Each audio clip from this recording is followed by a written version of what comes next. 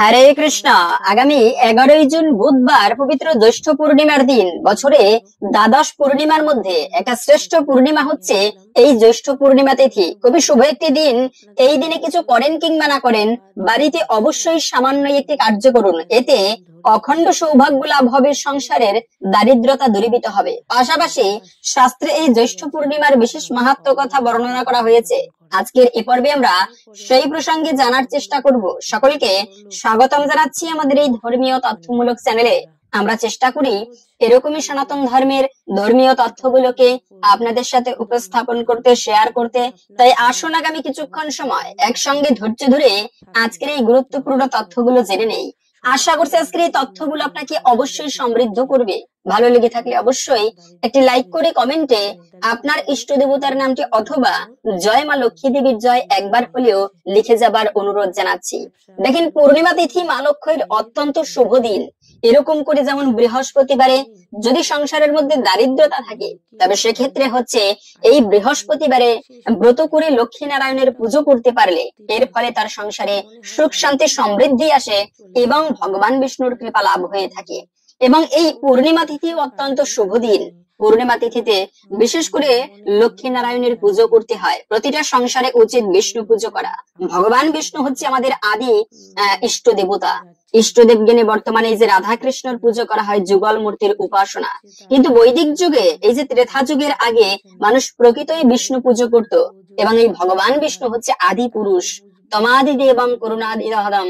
সেই ভগবান হচ্ছে তমাদি দেব, সমস্ত দেবতারও আদি, যিনি সমস্ত জগৎ যার থেকে প্রকাশিত। সেই ভগবান বিষ্ণুর পুজো করতে পারলে সংসারের মধ্যে সমস্ত অশুভ দূরীভূত হয়। বিশেষ করে এই যে পূর্ণিমা তিথি কেন এতটা গুরুত্বপূর্ণ, আমরা তো জানি যে সূর্যের আলো হচ্ছে প্রখর এবং চন্দ্রের আলো হচ্ছে স্নিগ্ধ। তো এই যে সূর্যের আলোর মাধ্যমে সালোক সংশ্লেষণ প্রক্রিয়ার মাধ্যমে বৃক্ষ আদিগণ সূর্যদেবের থেকে খাবার গ্রহণ করে বেঁচে থাকে। কিন্তু সেই বৃক্ষে যে এত সুমিষ্ট রসালো ফল আসে, তারপরে শস্য দানা পরিপুষ্ট হয়, সুন্দর এই যে ফুল প্রস্ফুটিত হয়, এত সুবাস আসে, এগুলো মূলত চন্দ্রের আলোয় হয়ে থাকে। আমরা এই তথ্যটা খুবই কম লোকে জানি। এই যে ফুল এত সুন্দর করে প্রস্ফুটিত হয়, শাস্ত্রে বলা আছে যে স্থানে পূর্ণিমার আলো ভালো পড়ে ওই সময়ে ওই স্থানের শস্য দানা ভালো হয়, পরিপুষ্ট হয়। আর এই চন্দ্রের আলো খুবই মহিমাপূর্ণ। শুধু তাই নয়, অনেক তান্ত্রিকেরা তন্ত্রশাস্ত্রের বিভিন্ন প্রয়োগ এই চন্দ্রের পূর্ণিমার আলোতে করে থাকে। তাই পূর্ণিমার আলো অত্যন্ত শুভ দিন। পূর্ণিমা তিথি অত্যন্ত শুভ দিন। এই দিনটি এমনকি ভগবান পর্যন্ত পছন্দ করে। আমরা তো জানি সেই রাসলীলার কথা। সেখানে ভগবান শ্রীকৃষ্ণ তিনি বেণুতে বাদন করে সমস্ত ব্রজগোপিকাদের আকর্ষণ করেছিলেন, তাদেরকে কৃপা করেছিলেন। কিন্তু আমরা অনেকে, যদিও কথা প্রসঙ্গে আসলে তাই বলে দিচ্ছি, যে আমরা অনেকেই ব্রজলীলাকে বিকৃত ভাবে উপস্থাপন করি। আরে ভগবান শ্রীকৃষ্ণ তিনি কিভাবে ভগবান হয়, তিনি ব্রজগোপিকাদের সাথে এভাবে করে লীলা করেছেন, এই করেছেন, সেই করেছেন। কিন্তু ভগবান যখন এই লীলাগুলো করেছিলেন তখন তার বয়স ছিল মাত্র 8 বছর। তখন কোন মানুষের মধ্যে স্বাভাবিকভাবে কোনো কামের চেতনার উদয় হয় না। তো সেজন্য ভগবান সেই সময়ে, মূলত এই গোপিকারা কারা ছিল? তারা ছিল ত্রেতা যুগের মনি ঋষি। ভগবান রামচন্দ্র তাদেরকে বর দিতে চেয়েছে, তোমরা কি বর চাও বলো। তখন সেই মনি ঋষিরা বলেছিল, প্রভু দাপর যুগে তখন যখন তুমি লীলা করবে তখন যেন তোমাকে স্বামী রূপে প্রাপ্ত করতে পারি। ভগবান রাম বলেছিল তথাস্তু। সেই মনি ঋষিগণ গোপিকা হয়েছিল। তো সাধারণ নয়, মহা তপস্যার সাধনার সর্বোচ্চ স্তরের রস হচ্ছে এই গোপিকা ব্রজবাসীগণ। তাই সেই ব্রজবাসীদের কৃপা করেছিল, কিন্তু অন্তরঙ্গ গোপিকাদের কৃপা করেছিল রাস পূর্ণিমা তিথিতে। সেই দিনটিও ছিল এভাবে সূর্য মানে গগনে সেই চন্দ্রের সুন্দর সুস্নিগ্ধ আলো এভাবে করে সেই বৃন্দাবনের উপরে পড়েছে। তখন ভগবান সেই মধ্যরাত্রে সবাইকে আকর্ষণ করলেন। এবং এমন পাওয়া যায় শাস্ত্রে, গোপিকাদের এনে সবাইকে বেণুর মাধ্যমে সবাইকে আকর্ষণ করে এনেছেন। কিন্তু এনে পরীক্ষা করার জন্য বলতেছেন যে এই গভীর জঙ্গলে তোমরা কেন এলে, তোমরা কি করতে এসেছো? সমস্ত গোপিকারা বললেন, বাহ, বেশ ভালো কথা, তুমি আমাদের নিমন্ত্রণ করে আনলে, আবার তুমিই বলতেছো যেখানে কেন এসেছো এই গভীর জঙ্গলে একলা পুরুষের সামনে, এটা তো উচিত নয়। কৃষ্ণ জ্ঞানীর বলতে লাগলো। তখন ভগবান শ্রীকৃষ্ণ এইভাবে করে ভাগে ভাগে বিভক্ত হয়ে প্রত্যেকটা গোপিকাদের সাথে নৃত্য করেছিল। এক একজন গোপী তারা নৃত্য করে ভাবে আমার সাথেই কৃষ্ণ আছে, আর কারো সাথে নেই। এই যে একটা অহংকার হয়েছে, আমি ভগবানের কৃষ্ণের কৃপা প্রাপ্ত করেছি, আর কেউ পেতে পারেনি, তখন ভগবান দেখলো সবার মধ্যে অহংকার এসেছে, সেখান থেকে ভগবান অন্তর্ধান হয়ে গেলেন, সবাইকে পরীক্ষা করছেন। তো মূলত বলার উদ্দেশ্য হচ্ছে এই পূর্ণিমা তিথি এর জন্য অত্যন্ত শুভ দিন। ভক্তরা তাই এই পূর্ণিমার দিনে যদি সংসারের মধ্যে আপনাদের দারিদ্রতা দূর করতে চান, তবে এই দিনে বিশেষ করে লক্ষ্মী পুজো করুন, এতে অমঙ্গল দূরীভূত হবে এবং মা লক্ষ্মীর কৃপা হলে সেই সংসারে তিনি হচ্ছেন জ্ঞানাদি শুধুমাত্র ঐশ্বর্যের দেবী নয়, তিনি হচ্ছে ভগবান শ্রীকৃষ্ণর বা ভগবান শ্রী বিষ্ণুর অর্ধাঙ্গিনী। ভগবানের 4 জন স্ত্রী, যার মধ্যে প্রধান স্ত্রী হচ্ছে এই লক্ষ্মী দেবী। যে গৃহে প্রতিদিন লক্ষ্মী নারায়ণের পুজো হয়, ঠাকুর পুজো হয়, সেই গৃহে কখনো অশুভ আসে না। সেখানে আমরা ভাবি সুখে শান্তিতে থাকার জন্য অনেক টাকার প্রয়োজন, কিন্তু সুখে শান্তিতে থাকতে গেলে বেশি টাকার দরকার নেই, শুধুমাত্র ভগবানের কৃপা হলে হয়। কিরকম, যে যা রয়েছে তাই নিয়ে সবাই মিলে, রোগ ব্যাধি নেই, ঝই ঝামেলা নেই, ঝগড়া দ্বন্দ্ব নেই, রিন্দানা নেই, সবাই মিলে আনন্দে হাসি খুশি ভাবে রয়েছে, এটা হচ্ছে প্রকৃত শান্তিময় সংসার। আর লক্ষ্মীর কৃপা হলে আর্থিক ক্ষেত্রে যা হবে বিষয়টা এরকম নয়, মা লক্ষ্মীর কৃপা হলে সেই গৃহ সুখ শান্তি সমৃদ্ধিতে পরিপূর্ণ হয়। এজন্য লক্ষ্মী দেবীর কৃপা, আপনারা এই দিনে বিশেষ করে লক্ষ্মী পুজো করতে পারেন। তবে জ্যৈষ্ঠ মাস বড়ই পুণ্যের মাস, এই জ্যৈষ্ঠ মাসে সুমিষ্ট রসালো ফল পাওয়া যায়। এই দিনে যে কার্যটি প্রত্যেককে করতে হবে তা আমরা একটু পরে জানতেছি। তবে এই জ্যৈষ্ঠ মাসের পূর্ণিমাকে কিন্তু বট সাবিত্রী পূর্ণিমা বলা হয়ে থাকে। কেন? কেননা এই পূর্ণিমাতে সেই সাবিত্রী ব্রত রয়েছে, বট সাবিত্রী ব্রত রয়েছে, যা করা হয়ে থাকে। এই পূর্ণিমার দিনে সাবিত্রী তার স্বামী সত্যবানকে, দেখেন স্ত্রীর সতীত্ব কিন্তু মহা সম্পদ বা মহা তপস্যার শক্তি। পুরুষ তারা হাজার হাজার বছর তপস্যা করে সেই দেহের মধ্যে দিব্য শক্তির উদয় ঘটায়, সিদ্ধি লাভ করে, কিন্তু নারীদেরও একটা শক্তি রয়েছে, তা হচ্ছে সতীত্ব শক্তি। এই সতীত্ব শক্তির কারণে কিন্তু একবার পাওয়া যায় এরকম শাস্ত্রে যে একজন মনির স্ত্রী, তিনি ভগবানকে পর্যন্ত শিশু বানিয়ে রেখেছিলেন। যে ভগবান বিষ্ণু সাবিত্রী ছিল তার নাম, সেই সাবিত্রীর কাছে ভগবান শ্রী বিষ্ণু তার সতীত্ব নষ্ট করতে গিয়েছিল ব্রহ্মা বিষ্ণু শিব। তখন 3 জনে গিয়ে এভাবে বিভিন্ন ছলনা করতেছিল। তখন সেই সতী দেবী সাবিত্রী মনে মনে প্রার্থনা করলো যে আমার মধ্যে কিঞ্চিত মাত্র যদি সতীত্ব থাকে, তবে এই 3 ব্যক্তি যেন এরা ছোট্ট শিশুর ন্যায় হয়ে যায়। এভাবে করে শিশুর মতো হয়ে গিয়েছিল। এই হচ্ছে বিষয়, শক্তি, তপস্যা শক্তি, এগুলো মূলত যদি কারো সেই নারী শক্তি বা সতীত্ব শক্তি থাকে, তবে তিনি স্বামীকে পর্যন্ত মৃত্যুবরণ থেকে রক্ষা করতে পারে। যার প্রমাণ ছিল এই জ্যৈষ্ঠ পূর্ণিমার দিনে সাবিত্রী তার স্বামী সত্যবানকে রক্ষা করেছিল। তার মৃত্যুর সময়ে যমরাজের থেকে তার স্বামীকে নিয়ে এসেছিল কিন্তু ফিরিয়ে। তো এই জন্য এই পূর্ণিমার দিনে বটবৃক্ষের বিশেষভাবে পুজো করা হয়। কেননা বট গাছে, যদিও আমরা বটবৃক্ষে এই যে ঘট স্থাপন করতে গেলে সেখানে বট পত্র লাগে বা পাতা লাগে, কিন্তু সেই বটবৃক্ষে মনে রাখবে ব্রহ্মা বিষ্ণু মহেশ্বর 3 জন দেবতা অবস্থান করে। বিশেষ করে শিবের খুবই প্রিয় হচ্ছে বটবৃক্ষ। ভক্তরা অনেক সময় এই বট সাবিত্রী পূর্ণিমার দিনে বিশেষ করে বটবৃক্ষের পুজো করবে। সেখানে নিচে একটুকু প্রদীপ, ধূপকাঠি, তারপরে একটুকু মিষ্টি বাতাসা দিয়ে ভোগ নিবেদন করে, এটা করতে পারেন। তবে মূলত যে কাজটি প্রত্যেকের করা উচিত তা আমরা একটুকু পরে জেনে নিচ্ছি। প্রথমত জেনে নিচ্ছি এই পূর্ণিমা তিথি কতক্ষণ থেকে কতক্ষণ থাকবে। পূর্ণিমা শুরু হবে মূলত আগামী 10ই জুন মঙ্গলবার সকাল 11টা 5 মিনিট থেকে, থাকবে মূলত 11ই জুন বুধবার দুপুর 12টা 38 মিনিট পর্যন্ত। এই সময়টুকুর মধ্যে এই পবিত্র বট পূর্ণিমা বা জ্যৈষ্ঠ পূর্ণিমা তিথি থাকবে। সেজন্য উদয়া তিথি মানে আমাদের এই পূর্ণিমা পালন করতে হবে আগামী 11ই জুন বুধবার। এবং অনেকে আছে লক্ষ্মী পুজো করবে, সেক্ষেত্রে তারা লক্ষ্মী পুজো কখন করবে বা কোন দিনে করবে?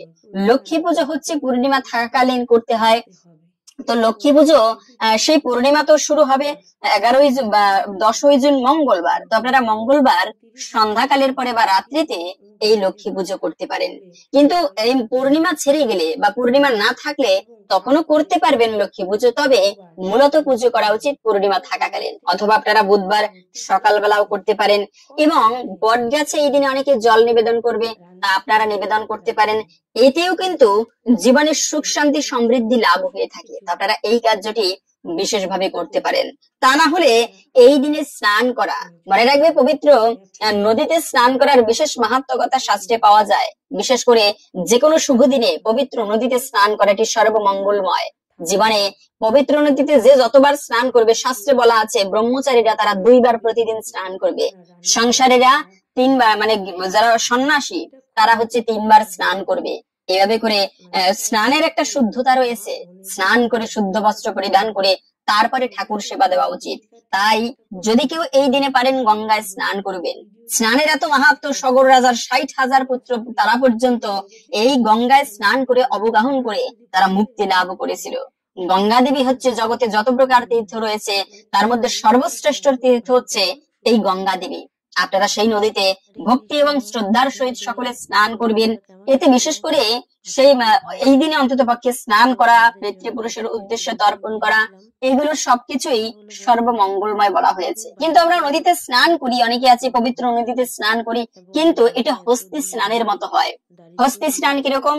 হাতি যেরকম স্নান করে আবার পানি উঠে গড়াগড়ি দেয়, ধুলোবালি মাখায় শরীরে, তো আমাদের স্নানকেও অনেক সময় হস্তি স্নান বলা হয়েছে। কেন? কেননা আমরা স্নান করার পরে সেই ভাব আর থাকে না। মনে রাখবে, একবার যদি কেউ মলিনে মোচনাম পুংসম জল স্নানাম ধীরে ধীরে সকৃত গীতামৃত স্নানাম সংসার মলনাশনাম, যদি কোনো ব্যক্তি জীবনে একবার গঙ্গায় অবগাহন করে তার জন্ম জন্মান্তরের পাপরাশি বিধৌত হয়ে যায়। কিন্তু আমরা সেই গঙ্গায় সেইভাবে স্নান করতে পারি না। মা পার্বতী প্রশ্ন করলো প্রভু শিবকে যে প্রভু, আসলেই কি জগতের মানুষ গঙ্গায় অবগাহন করে পাপমুক্ত হয়? তখন মহাদেব বলেছিল, আচ্ছা চলো এটা নিয়ে একটা পরীক্ষা করি। মহাদেব বলল, সবাই পাপমুক্ত হয় না, চলো দেখবে। তখন মহাদেব ছদ্ম একটা বৃদ্ধ মৃত বেশ ধারণ করলো, মরে আছে। আর এই মা পার্বতী একটা বৃদ্ধা বামুনির বেশ ধরে সেই গঙ্গার পাশে যেখানে স্নান করে সবাই, সেখানে গিয়ে মা পার্বতী তার স্বামীকে শুয়ে আছে, শিব মরা অবস্থায় মানে ছলনা করতেছে। তবে করে মা পার্বতী কান্না করতে লাগলো বুড়িমার বেশে। যে যাচ্ছে স্নান করতে জিজ্ঞাসা করে, কি হয়েছে, কেন কান্না করো? বলে, দেখো আমার স্বামী দেহত্যাগ করেছে, তো তার অন্তিম কার্য করাতে হবে। কিন্তু আমার স্বামীর একটা ইচ্ছা ছিল এরকম যে সেই ব্যক্তি তার সৎ কার্য করাবে, যে সমস্ত পাপ থেকে মুক্ত হবে। এভাবে করে যেই শুনে যে সমস্ত পাপ থেকে মুক্ত, সে তার সৎকার্য করাবে, কেউ আর ওই শবদেহ সৎকার্য করাতে নিতে যায় না। কেন? সবাই ভাবে আমি তো পাপ থেকে মুক্ত হতে পারিনি, গঙ্গায় স্নান করেছি, কিন্তু আসলে কি সমস্ত পাপ থেকে মুক্ত হতে পেরেছি কিনা? না না, আমি সমস্ত পাপ থেকে মুক্ত হতে পারিনি। তো এরপরে একটা সরল ব্যক্তি, তিনি গঙ্গায় স্নান করে এসে দেখছেন এই বৃদ্ধ বামুনি কান্না করছে। প্রশ্ন করলেন, আপনি কেন কান্না করছেন? তখন সেই মা পার্বতী বলতে লাগলো ছদ্মবেশে যে, দেখো আমার স্বামীর সৎকার্য করাতে হবে, কিন্তু তার একটা ইচ্ছা ছিল যে ব্যক্তি সর্বপাপ থেকে মুক্ত হয়েছে তিনি তার সৎকার্য করাতে পারবেন। তো সেজন্য আমি কান্না করছি, কি সৎকার্য করাবে, আমার স্বামীর অন্তিম কার্য কি হবে না? তখন সেই ব্যক্তি মনে মনে চিন্তা করলেন, গঙ্গায় আমি অবগাহন করেছি, সমস্ত পাপ থেকে মুক্ত হয়েছি, তাহলে আমি আপনার স্বামীর সৎকার্য করাবো। এরপরে সেই ব্যক্তি সেই লাশ মানে সেই মানে প্রভু শিবের সেই মৃত ছদ্মবেশী সেই শবদেহকে নিয়ে গেল শ্মশানের দিকে, এবং মহাদেব তখন শ্মশানে গিয়ে সশরীরে প্রকাশিত হলো এবং সেই ব্যক্তিকে কৃপা করেছিল। বলার উদ্দেশ্য হচ্ছে, বিশ্বাসে মিলায় বস্তু তর্কে বহুদূর, শুদ্রেরও বিশ্বাস ভগবান আমাকে কৃপা করবে। এই পূর্ণিমার দিনে যদি কেউ লক্ষ্মী পুজো করতে পারে, নিঃসন্দেহে তার প্রতি ভগবানের কৃপা লাভ হবে। এই যে শুদ্রেরও বিশ্বাস, এর ফলে ভগবানের বিশেষ কৃপা প্রাপ্ত করা সম্ভব। আপনারা এই শুভ দিনে সেই গঙ্গায় অবগাহন করতে পারেন। এটি সর্বমঙ্গলময়, না তা না হলে আপনারা বিশেষ করে দান করতে পারেন। দানে দ্রব্যেন শুদ্ধতি, দানের মাধ্যমে দ্রব্য শুদ্ধ হয়ে থাকে। এই দান এত মহিমাপূর্ণ বিষয়, শাস্ত্রে দান বিষয়ে বলা হয়েছে। কার্তিক মাসে একটা ব্রাহ্মণ ছিল, ওই ব্রাহ্মণটা ভালো করে কার্তিক মাসে তিনি দান ধ্যান করত, মানে ধর্মানুষ্ঠান করত, কার্তিক ব্রত দামোদর ব্রত পালন করত। এভাবে করে একদিন কার্তিক মাসে খুবই ভোরে ভোরে ঘুম থেকে উঠে স্নান করে শুদ্ধ বস্ত্র পরিধান করে তারপরে সেই ব্রাহ্মণ ঠাকুর পুজো দিতে মন্দিরের দিকে যাচ্ছিল। তখনও সূর্যদেব উদিত হয়নি, একটুকু ভোর ভোর অবস্থা, চতুর্দিকে একটুকু অন্ধকার। তো ওই সময় হঠাৎ তার সম্মুখে একটা ভূত উপস্থিত। ওই ভূত চিন্তা করেন, যত বড় সাধু হোক অনেক সময় ভূতের ভয় সবার আছে। ওভাবে করে সেই সাধু, তার নাম ছিল ধর্মধ্বজ, সেই সাধু ব্যক্তিটা যখনই দেখেছে তার সামনে একটা এরকম দিব্য দেহ প্রকাণ্ড শরীর দেখতে অদ্ভুত দাঁড়িয়ে আছে, হঠাৎ ভয় পেয়ে গেল। কিন্তু ভয় না পেয়ে সে হাতে গঙ্গা জল নিয়ে ওম অপবিত্র পবিত্র বা সর্বাবস্থাঙ্গত পিবাহ ইয়াস্মরেত কুণ্ডলিকাক্ষম সবাজ্য অভ্যন্তর সূচি বলে তার গায়ে ছিটিয়ে দিল। এবং দেবার সাথে সাথে সে দিব্য শরীর লাভ করলো, তার চেতনা ফিরে আসলো। প্রশ্ন করলো, তুমি কে? বলে, আমি একটা পাপ করেছি, আগের জন্মে পাপের ফলে আজকে আমি এই ব্রহ্মদত্তী হয়েছি। বলে যে তোমার উদ্ধারের কি কোনো উপায় আছে? তখন বলতে লাগলো যে আপনি তো অনেক ব্রত করেছেন, যদি আপনার থেকে কিছু ব্রতের অংশ আমি প্রাপ্ত করতে পারি তবে আমার মুক্তি হবে। তখন সেই ধর্মধ্বজ সেই ব্যক্তি চিন্তা না করেই তার জীবনে সে মনে মনে সংকল্প করে ভগবানের কাছে প্রার্থনা করলো, হে প্রভু, আমি আমার জীবনে যত কার্তিক ব্রত পালন করেছি, দামোদর ব্রত পালন করেছি, তার অর্ধেক পুণ্য আমি এই ব্যক্তিকে দান করলাম। সাথে সাথে সেখানে দিব্য রথ উপস্থিত হলো এই ধর্মধ্বজ ধার্মিককে নিয়ে যাওয়ার জন্য। তিনি প্রশ্ন করলেন যে আমাকে কেন নিতে এসেছেন? বলে, দেখেন, আপনি দান করেছেন, এই যে দান করেছেন, দানের মাধ্যমে আপনার পুণ্য কমেনি, বরং আরো দ্বিগুণ বৃদ্ধি পেয়েছে, তাই ভগবান রথ পাঠিয়ে দিয়েছে আপনার জন্য। এটা হচ্ছে বিষয়। দান করলে আমরা অনেক সময় ভাবি, আরে আমার কত টাকা আছে, আমি কিবা দান করতে পারি, কিন্তু দানের মাধ্যমে ধন কখনো কমে না, বরঞ্চ আরো বৃদ্ধি প্রাপ্ত হয়। তাই আপনারা সাধ্যমতো, এমনকি এও পাওয়া যায় শাস্ত্রে শিব পুরাণের কথা, যে প্রতিদিন মানুষ যে টাকা উপার্জন করে উচিত তার অর্ধেক টাকা, মানে তার 1 ভাগ, 3টে ভাগ করা উচিত। তার 1 ভাগ টাকা ভবিষ্যতের জন্য জমা রাখা, আর 1 ভাগ টাকা ওই সময়ে জীবিকা নির্বাহ, খাদ্য আদি সংগ্রহ, প্রয়োজনীয় কার্যে ব্যয় করা, আর 1 ভাগ টাকা দিয়ে ঠাকুরের পুজো করা উচিত। মানে মানুষের প্রতিদিন আয়ের 3 ভাগের 1 ভাগ ঠাকুর পুজোয় দেওয়া উচিত। এমনটা কিন্তু করতো। এই যে দান করা হয়, দানের মাধ্যমে আর একটা সুন্দর কাহিনী বলে দিচ্ছি, যদিও বা ভিডিওটা অনেক বড় হয়ে যাচ্ছে, অনেকে বোরিং হচ্ছেন, সেক্ষেত্রে যদি আপনি বোরিং হন, অনেক ভিডিও দেখতে ভালো না লাগে, তবে স্কিপ করতে পারেন। তবে এই তথ্যগুলো জানার মতো তথ্য। একবার সেই কলিযুগের কথা, কলা বেচা শ্রীধর ছিল। সেই শ্রীধর কি করত? সে কলার মোচা বিক্রি করে জীবিকা নির্বাহ করত। জীবনে তেমন কিছু তার ছিল না, শুধুমাত্র আপন বলতে তার ওই কলার মোচা বিক্রি করে জীবিকা নির্বাহ করত, আর ছিল ভগবান। সেই ভগবানের পূজা অর্চনা করে কাটাতো। যা বিক্রি করত তার অর্ধেক দিয়ে তিনি ঠাকুর সেবা করত, আর অর্ধেক দিয়ে নিজের জীবিকা নির্বাহ করত। ঠিকভাবে তার চলতো না, ঘর ছিল ভাঙা, চাঁদনি রাতে চাঁদের আলো ঝরে পড়তো, বৃষ্টির দিনে বৃষ্টির জল গড়িয়ে পড়তো, এমন ছিল তার জীবন। কিন্তু মনে ছিল সদাই সুখী। সে সবসময় হরিনাম কীর্তন করে কাটাতো, ভগবানের দিব্য নাম গুণাগুণ করত, মনে খুবই প্রসন্ন। দেখেন, এখান থেকে একটা শিক্ষা, ভগবান যা দিয়েছে তাই নিয়ে সন্তুষ্ট থাকা উচিত। অপরকে দেখে কখনো হিংসায় জ্বলা উচিত নয়। এই অপরে এই কিছু করেছে, আমরা মানুষের মধ্যে স্বাভাবিক একটা প্রবৃত্তি, আমরা হিংসা করি। অপরের ভালো কিছু দেখলে মনে মনে সইতে পারি না, যদিও মুখে বলে না, কিন্তু ভিতরে ভিতরে কিন্তু জ্বলে পড়ে। অপরের ভালো দেখলে তার কাছে যেতে চায় না, অনেক সময় ঈর্ষা করে স্বাভাবিক ভাবেই, কিন্তু এমনটা কখনো করা উচিত নয়। তাই এই সেই মানে গলা বেচা শ্রীধর, তিনি ভগবানের ভালো ভক্ত, কিন্তু সেই সময় ছিল চৈতন্য নিমাই। এই নিমাই পণ্ডিত নবদ্বীপ জুড়ে প্রসিদ্ধ, সারা বাংলায় প্রসিদ্ধ পণ্ডিত। সেই নিমাই পণ্ডিত এমনিতে ভালো ধার্মিক, কিন্তু প্রতিদিন গিয়ে সেই কলা বেচা শ্রীধরের থেকে কলার মোচা ক্রয় করে নিত, কিন্তু তার যথার্থ বা উচিত মূল্য দিত না। এভাবে করে প্রতিদিন নিয়ে আসতো। শ্রীধর খুবই গরিব। তো এভাবে শ্রীধর একদিন নিমাইয়ের হাতটি ধরলো, নিমাই, তুমি প্রতিদিন এভাবে কলার মোচা বিনামূল্যে নিয়ে যাচ্ছ, কোনোদিন কোনো যথার্থ মূল্য দাও না, আমি কিন্তু তোমার নামে তোমার বাবার কাছে অভিযোগ করব। নিমাই পণ্ডিত একদিন বলল যে, শ্রীধর, আমার বাড়িতে যেও একদিন, তোমার সমস্ত ঋণ আমি শোধ করে দেব। আর এই যে শ্রীধর দান করতো মহাপ্রভুকে, জীবনে কোনোদিন কোনো কিছুর আশা করেনি। ঠিক যেদিন মহাপ্রভু সন্ন্যাস নিয়ে যাবে, তার আগের দিনে বৈষ্ণব সেবা হচ্ছে তাদের বাড়িতে, সমস্ত ভক্তবৃন্দ সেখানে উপস্থিত। যদিও নিমাই বলেনি যে আমি সন্ন্যাস নিয়ে যাব, কিন্তু তারপরেও সবাই কেন যেন বুঝতে পেরেছিল যে এই নিমাই পণ্ডিত বেশি দিন থাকবে না। তাই সবাই সেখানে উপস্থিত, তাদের বাড়িতে বিশাল অনুষ্ঠান হচ্ছে। এই শ্রীধর সে কি করবে? সে হাতে একটা লাউ নিয়ে, তার দেওয়ার মতো তো কিছু নেই, সাধ্য মতো তার যেরকম সামর্থ্য আছে সেরকম অনুযায়ী হাতে একটা লাউ নিয়ে শ্রীধরের বাড়িতে উপস্থিত, এই মানে নিমাইয়ের বাড়িতে উপস্থিত। আর নিমাই পণ্ডিতকে বলল, প্রভু, অনেক তো তুমি ভোজন করলে, প্রসাদ পেলে, এই আজকে এই লাউটা আর একটু গ্রহণ করো, মা রান্না করে দেবে, তুমি একটু গ্রহণ করবে। আর সেই ভগবান শ্রী চৈতন্য নিমাই, তিনি কিন্তু সেই লাউ কলার মোচা খেয়ে, মানে সেই লাউয়ের গন্ড খেয়ে তিনি সন্ন্যাস নিয়েছিল। এজন্য ওই যে স্বাদের লাউ বানাইলি মোরে বৈরাগী, ওই গানটা কিন্তু এখান থেকে এসেছে। এরপরে শ্রীধরের হাত ধরে দূরে নিয়ে গিয়েছে। এই প্রথম শ্রীধরকে মহাপ্রভু দিব্য বিষ্ণুমূর্তি দর্শন করালো, বিষ্ণু রূপ। দেখো, আমি হচ্ছে স্বয়ং বিষ্ণু। তোমার থেকে প্রতিদিন যে বিনামূল্যে কলার মোচা নিয়ে আসতো, তিনি আর সাধারণ কেউ নয়, স্বয়ং অনন্ত কোটি ব্রহ্মাণ্ড নায়ক পরম পুরুষ পরমেশ্বর ভগবান শ্রী বিষ্ণু। শ্রীধর, আজকে চাও তুমি কি চাইবে? রাজ্য চাও, রাজ্য দিয়ে দেব। কি চাও বলো? ব্রহ্মা চাও, ব্রহ্মা করে দেব। ইন্দ্র হতে চাও, ইন্দ্র করে দেব। কি চাইবে তুমি বলো, আজকে সবকিছু তোমাকে দিয়ে দেব।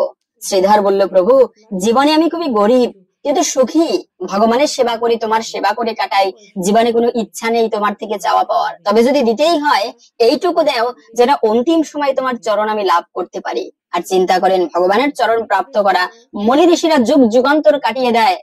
সমস্ত ব্যক্তি সবকিছু সংসারে পরিত্যাগ করে বনবাসী হয় কি জন্য? এই একটা মাত্র ব্যক্তিকে প্রাপ্ত করার জন্য। আর শ্রীধর শুধুমাত্র এই যে দান করত, দানের ফলে অন্তিমে ভগবান শ্রী চৈতন্য মহাপ্রভু বলল, তথাস্তু, তাই হবে, তুমি অন্তিমে আমাকে প্রাপ্ত করতে পারবে। এ হচ্ছে বিষয়। এজন্য আপনারা সাধ্য মতো প্রতিদিন আমরা যে খাবার গ্রহণ করি উচিত, এমনও শাস্ত্রে রয়েছে, তুমি খাবার খাওয়ার অর্ধেক খাবার তুমি গরিবের মাঝে বিতরণ করো, কোনো পশুর পাখির মাঝে বিতরণ করো। তাই পশু পাখির সেবা করার মাধ্যমেও, জীবের সেবা করার মাধ্যমেও ভগবানের বিশেষ কৃপা প্রাপ্ত করা সম্ভব। এই পবিত্র জ্যৈষ্ঠ পূর্ণিমার দিনে আপনারা বিশেষ করে কোনো গরিব ব্যক্তিকে বা কোনো অতিথিকে অথবা কোনো বৈষ্ণবদের ভগবানের প্রসাদ দিয়ে তাদের সেবা করাতে পারেন, ভোজন করাতে পারেন। এটি সর্বমঙ্গলময় বলা হয়েছে। তবে এই দিনে মনে রাখবে, কিছু কার্য আমাদের ভুলক্রমেও করা উচিত নয়। আমরা পূর্ণিমার তিথিতে লক্ষ্মী পুজো করি, বাড়িতে খুব ধুমধাম করে অনুষ্ঠান করি, কিন্তু কিছু কিছু ভুল কাজের কারণে আমাদের জীবনে অশুভ আসে, অমঙ্গল আসে। এই যে গ্রহদোষ, বর্তমানে এডুকেটেড সমাজে এসে মানুষ গ্রহদোষ বিশ্বাস করে না, মানুষ সেই নবগ্রহকে মানতে চায় না। কিন্তু মনে রাখবে, নবগ্রহ বাস্তব, যার জীবনে গ্রহের প্রভাব রয়েছে তার জীবনে সহজে ভালো কিছু কিন্তু হয় না। আর প্রত্যেকের জীবনে কোনো না কোনো গ্রহের প্রভাব একটু বা বেশি আছে। কিন্তু এজন্য মূলত এই যে আমরা বাড়িতে কিছু কার্য করি বা এই যে আমাদের নিজেদের কিছু কার্যে গ্রহদোষ কিন্তু আমাদের উপরে বর্তায়। তাই বিশেষ করে বলা হয়েছে, কোনো শুভ দিনে, কোনো পবিত্র দিনে, কোনো পূজা পার্বণের দিনে বাড়িতে কোনো অশুভ কার্য করা উচিত নয়। তার মধ্যে প্রথমত হচ্ছে, কখনো ঝগড়া করতে নেই। এই ঝগড়ার ফলে কখনো সংসারে লক্ষ্মী অবস্থান করে না। এটিকে অলক্ষ্মীর সব থেকে বড় গুণ বলা হয়েছে। তারা ঝগড়া, ঝই ঝামেলা পছন্দ করবে। সেই আত্মদেব ব্রাহ্মণের কথা আমরা ইতিমধ্যে আলোচনা করেছি অনেক ভিডিওতে। আত্মদেব ব্রাহ্মণ, যার কথা স্কন্দ পুরাণে পাওয়া যায়, এই ব্রাহ্মণ সাধারণত ব্রাহ্মণেরা গরিব হয়, কিন্তু আত্মদেব ব্রাহ্মণের ধন সম্পদে কোনো অভাব ছিল না। কিন্তু তার স্ত্রী ছিল খুবই দেখতে সুন্দর, ঘরের কাজ ভালো জানতো, কিন্তু তার স্ত্রী কলহ প্রিয়া ছিল।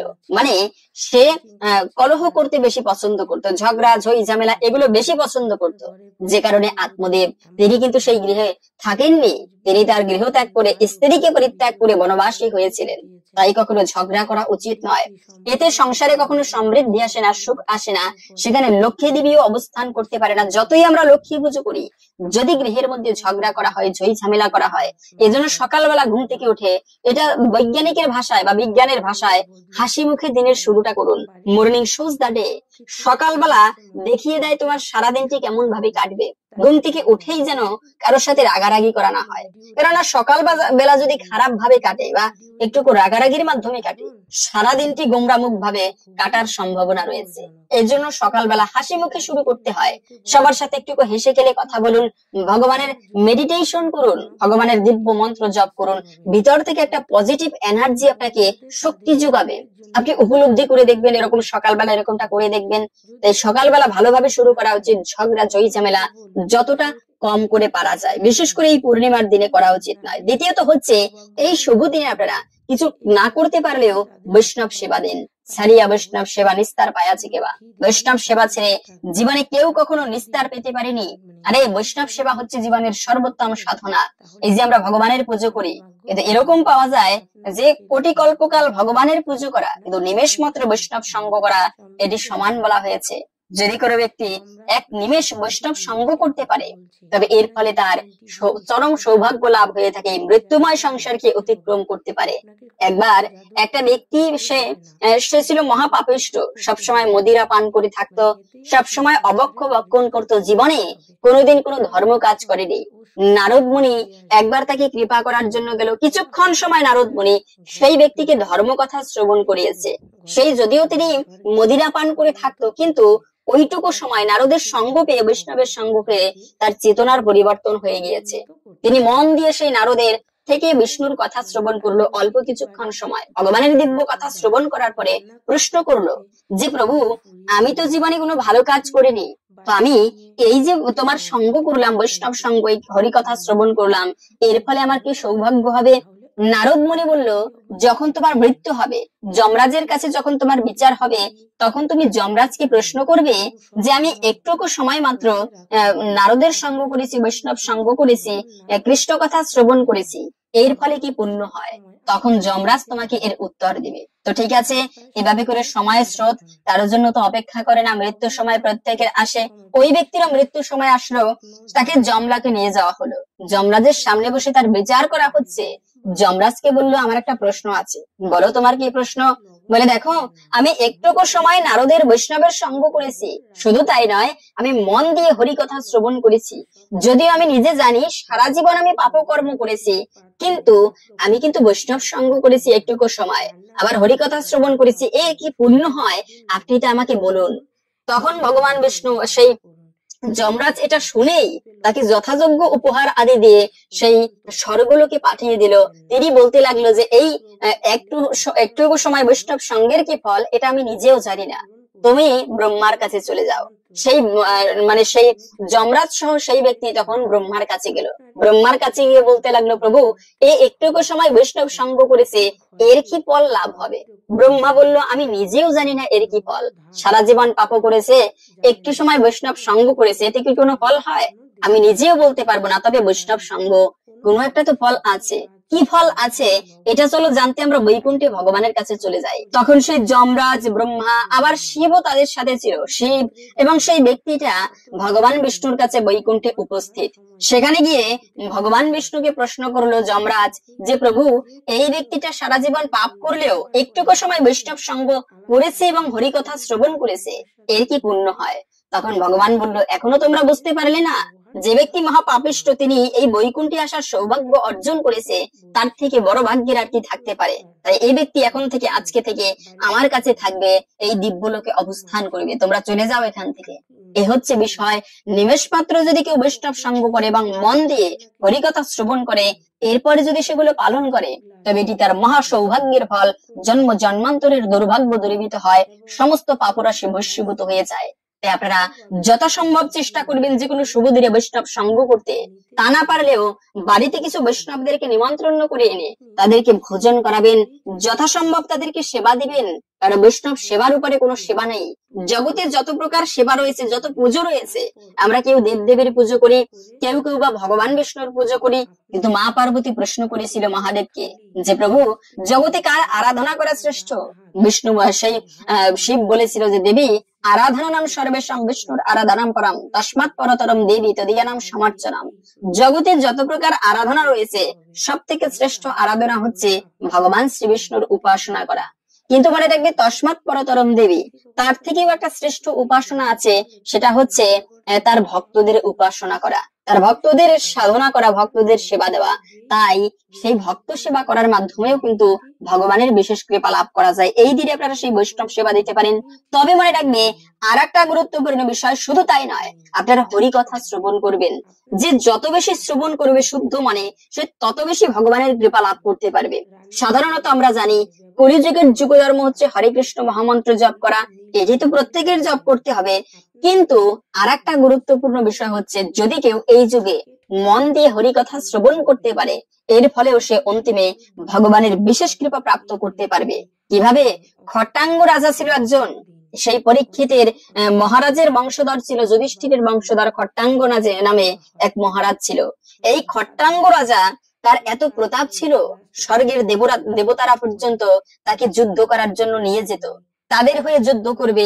এই যে ক্রিকেট খেলায় যেমন একজন প্লেয়ার যদি ভালো খেলতে পারে, তাকে হায়ার করে অন্য দল নিয়ে যায়, তো তেমনি সেই খট্টাঙ্গ রাজাকে হায়ার করে সেই দেবতারা নিয়ে গিয়েছে, অসুরের বিরুদ্ধে যুদ্ধ করবে, দেবতাদেরকে বাঁচিয়ে দিবে। এভাবে করে খট্টাঙ্গ রাজা অনেক বছর ধরে যুদ্ধ করেছে দেবতাদের হয়ে, দেবতারা জয়ী হলো। তো তখন খট্টাঙ্গ রাজা সবাই তাকে বর দিতে চাইলো। খট্টাঙ্গ রাজা বলল যে, আমার আয়ু কতদিন আছে আপনারা একটু দেখে বলে দিন। সমস্ত দেবতারা তখন আয়ু দেখে বলল যে আপনি মাত্র আর 48 ঘন্টা বাঁচতে পারবেন, এক মুহূর্ত মানে 48 মিনিট আপনি বাঁচতে পারবেন, 48 ঘন্টা না, এটা আমারও ভুল হয়েছে। আপনি 48 মিনিট বেঁচে আছেন, 48 মিনিট এক মুহূর্ত বেঁচে আছেন। খট্টাঙ্গ রাজা সেটা শুনে বলল আমার জন্য একটা রথের ব্যবস্থা করে দিন, আমি এক্ষুনি মর্তলোকে যেতে চাই। সাথে সাথে সে মর্তলোকে এসে তার জীবনকে ধন্য করেছিল। 48 মিনিট হরির সাধনা করে কিন্তু তিনি ওই সময় মুক্তি লাভ করেছিল। এর জন্য জীবন সময়টা হচ্ছে খুবই গুরুত্বপূর্ণ। প্রত্যেকটা সময় বলা আছে, আমরা অনেকে যারা ব্যবসায়ী তারা ভাবি অনেক সময় যে আজকে আমার দোকান খুলতে পারলাম না, আজকে ভালো প্রফিট হলো না, ব্যবসায় লাভ হলো না, আমার আজকের দিনটা আমার বৃথা গেল। কিন্তু শাস্ত্রে ওই দিনকে বৃথা বলা হয়নি। শাস্ত্রে বলা হয়েছে সেই দিনটা তোমার বৃথা যায় যেই দিনে হরির সাধন করা হয় না, যেই দিনে বিষ্ণুর সেবা করা হয় না, মানুষের সেই দিনটা বৃথা যায়। আর এর থেকে দুর্ভাগ্যের কোনো দিন নেই। আমাদের প্রতিটা দিন প্রতিটা ক্ষণ কিন্তু এরকম করে বৃথা যাচ্ছে। জীবনে কি হবে, কত টাকা তুমি উপার্জন করবে, কত কি করবে তুমি, কিন্তু সমস্ত কিছু এই জীবনে রেখে যেতে হবে। এই যে জন্য বলা আছে জীবনে তুমি যদি একটা বিল্ডিং করো, 10 তলা একটা বিল্ডিং করার ইচ্ছা ধরো, মানে ধরে নিচ্ছি তুমি হয়তো বা 5 তলা করতে পেরেছো, আর 5 তলা করতে পারোনি, এর মধ্যে তুমি মারা গিয়েছো, পরের জন্মে কিন্তু তুমি ওখান থেকে শুরু করতে পারবে না।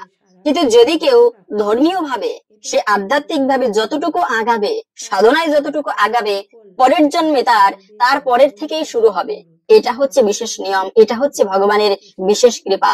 এই যে ধ্রুব মহারাজ এত বছর তপস্যা করে, এক জন্মের তপস্যা নয়, তিনি 6 মাসের মধ্যে আমরা দেখতে পাই ধ্রুব ভগবানকে প্রাপ্ত করেছে। কিন্তু এই 6 মাসের পাওয়া নয়, এটা তার অনেক জন্ম কেটে গিয়েছে তপস্যা করার ফলে। তাই অল্পতেও কিন্তু ভগবানের কৃপা লাভ করা যায়।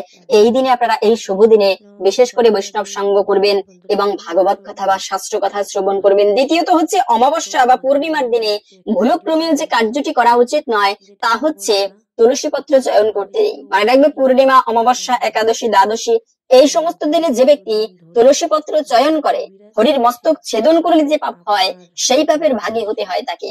তাই কখনো ভুলক্রমেও কখনো পূর্ণিমা অমাবস্যায় তুলসী পত্র চয়ন করবে না।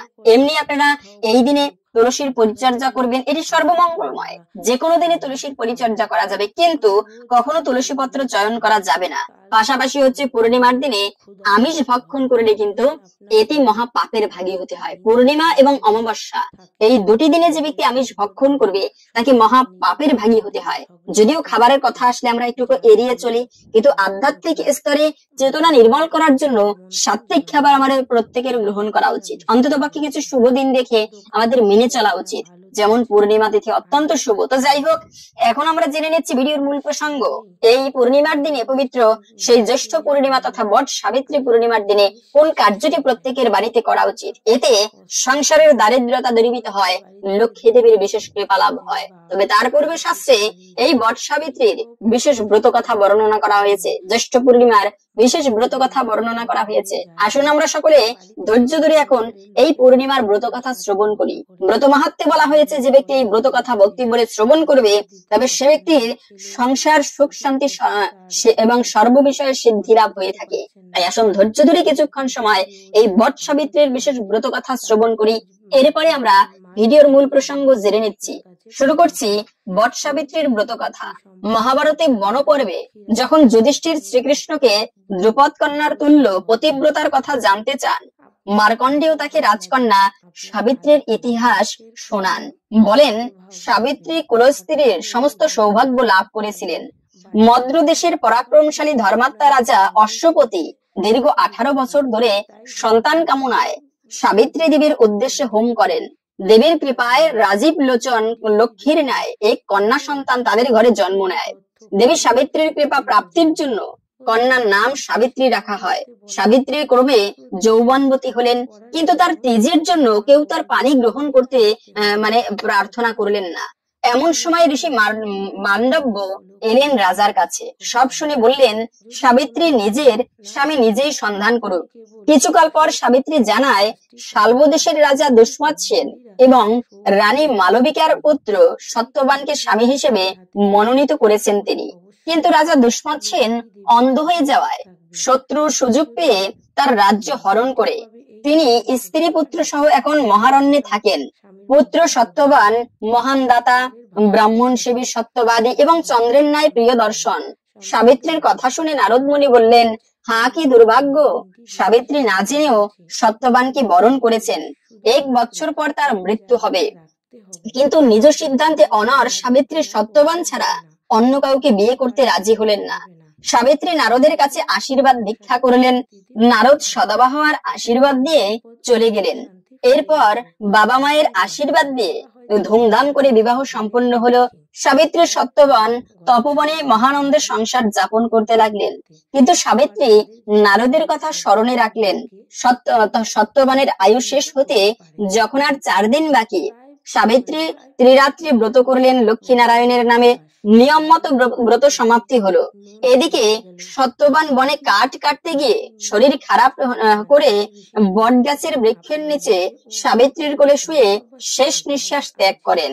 সাবিত্রী খুব কাঁদতে লাগলেন। বনের মধ্যে অন্ধকারের মধ্যে হঠাৎ জ্যোতির্ময় দেবমূর্তি দেখা দিলেন। তিনি ধর্মদেবতা যম। সাবিত্রী এতটাই পতিব্রতা যে যমের দূতেরা তার কাছ থেকে সত্যবানকে নিয়ে যেতে পারছেন না, তাই স্বয়ং যমরাজ এসেছেন। যমরাজ সত্যবানের দেহ থেকে অঙ্গুষ্ঠ পরিমাণ পাশবদ্ধ করে টেনে নিয়ে এলেন এবং সেই স্থান ত্যাগ করলেন। সাবিত্রী যমরাজের পশ্চাৎ অনুসরণ করতে লাগলেন ও বললেন, স্বামী যখন থাকছে না তখন আমাকেও নিয়ে যান ওর সঙ্গে। যমরাজ বললেন, তোমার আয়ু শেষ হয়নি, তাই সঙ্গে যেতে পারবে না, অন্য কিছু তুমি বর চাইতে পারো। সাবিত্রী তার অন্ধ শ্বশুরের চোখ দুটি ফেরত চাইলেন। তথাস্তু বলে যম চলতে শুরু করলেন। সাবিত্রীও আবার যমের পিছু নিলেন। সাবিত্রীর নানান কথায় সন্তুষ্টি লাভ করে যমরাজ আরো 3টি বর দিলেন। প্রথম বরে যমরাজ সাবিত্রীর শ্বশুরের রাজ্য ফিরিয়ে দিলেন। দ্বিতীয় বরে সাবিত্রীর পিতার শতপুত্রের বর দিলেন। তৃতীয় বরের জন্য সাবিত্রী বললেন, আমার গর্ভে সত্যবানের ঔরসে যেন বলবীর্যশালী শতপুত্র জন্মগ্রহণ করে। যমরাজ তথাস্তু বলে সত্যবানকে নিয়ে চলে যাচ্ছেন। সাবিত্রী বললেন, সাধুজন সর্বদা ধর্মপথে চলেন, তারা দান করে অনুতপ্ত হন না। আপনি আমার স্বামীর ঔরসে পুত্র হবার বর দিয়ে স্বামীকে নিয়ে চলে যাচ্ছেন। যমরাজ চিন্তায় পড়ে গেলেন এবং সত্যভ্রষ্ট হবার ভয়ে সত্যবানকে পাশমুক্ত করে নবজীবন দিলেন। যমরাজ চলে গেলেন। সাবিত্রী সত্যবানের মৃতদেহের কাছে গিয়ে এসে কোলে স্বামীর মাথা তুলে নিলেন। কিছুক্ষণের মধ্যে তার চেতনা ফিরে এলেন। সত্যবানের যমের সকল আশীর্বাদ ফলপ্রসূ হলো। যথাকালে সাবিত্রীর শতপুত্র জন্ম নিল।